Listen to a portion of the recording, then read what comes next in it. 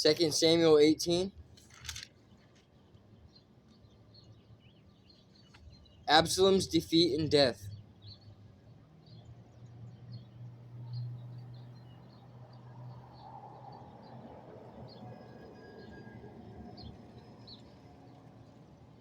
David now mustered the men who were with him and appointed generals and captains to lead them. He sent the troops out in 3 groups, placing one group under Joab, one under Joab's brother Abishai, son of Zeruiah, and one under Ittai, the man from Gath. The king told his troops, "I am going out with you." But his men objected strongly. "You must not go," they urged. "If we have to turn and run, and even if half of us die, it will make no difference to Absalom's troops. They will be looking only for you. You are worth 10,000 of us, and it is better that you stay here in the town and send help if we need it." "If you think that's the best plan, I'll do it," the king answered. So he stood alongside the gate of the town as all the troops marched out in groups of hundreds and of thousands. And the king gave this command to Joab, Abishai, and Ittai, "For my sake, deal gently with young Absalom." And all the troops heard the king give this order to the commanders.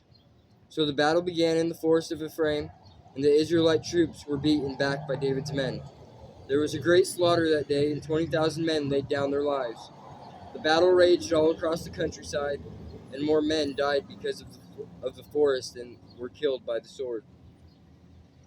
During the battle, Absalom happened to come upon some of David's men.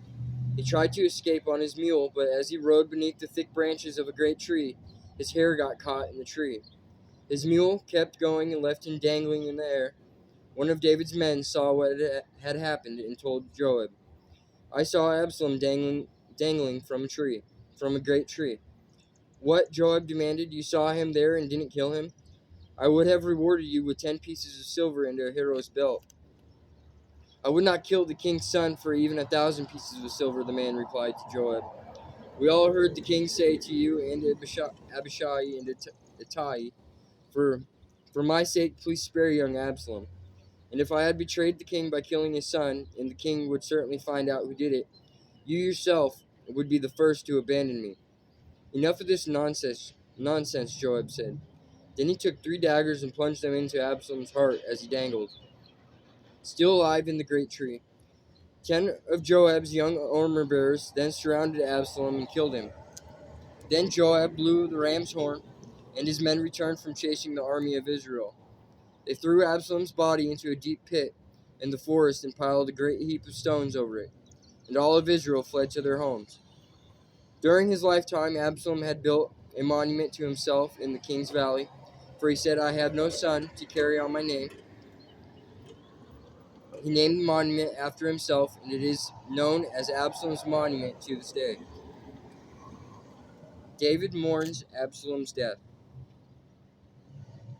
Then Zadok's son Ahimaaz said, "Let me run to the king with the good news that the Lord has rescued him from his enemies." "No," Joab told him. "It wouldn't be good news to the king that his son is dead.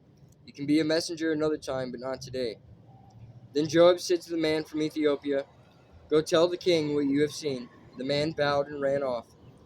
But Ahimaaz continued to plead with Joab, "Whatever happens, please let him go too." "Why would you go, my son?" Joab replied. "There will be no reward for your news." "Yes, but let me go anyway," he begged. Joab finally said, "All right, go ahead." So Ahimaaz took the less demanding route by way of the plain and ran to Mahanaim ahead of the Ethiopian. While David was sitting between the inner and outer gates of the town, the watchman climbed to the roof of the gateway by the wall. As he looked, he saw a lone man running toward him. He shouted the news down to David, and the king replied, "If he is alone, he has news." As the messenger came closer, the watchman saw another man running toward them. He shouted down, "Here comes another one." The king replied, He also will have good news. "The first man runs like Ahimaaz, son of Zadok," the watchman said. "He is a good man and comes with good news," the king replied. Then Ahimaaz cried out to the king, "Everything is all right." He bowed before the king with his face to the ground and said, "Praise to the Lord your God, who has handed over the rebels who dared to stand against my lord the king." "What about young Absalom?" the king demanded. "Is he all right?" Ahimaaz replied, "When Joab told me to come, there was a lot of commotion, but I didn't know what was happening." "Wait here," the king told him. So Ahimaaz stepped aside. Then the man from Ethiopia arrived and said, "I have good news for my lord the king. Today the Lord has rescued you from all those who rebelled against you." "What about young Absalom?" the king demanded. "Is he all right?" And the Ethiopian replied, "May all of your enemies, my lord the king, both now and in the future, share the fate of that young man." The king was overcome with emotion. He went up to the room over the gateway and burst into tears. And as he went, he cried, "Oh, my son Absalom, my son Absalom! If only I had died instead of you, O Absalom, my son, my son."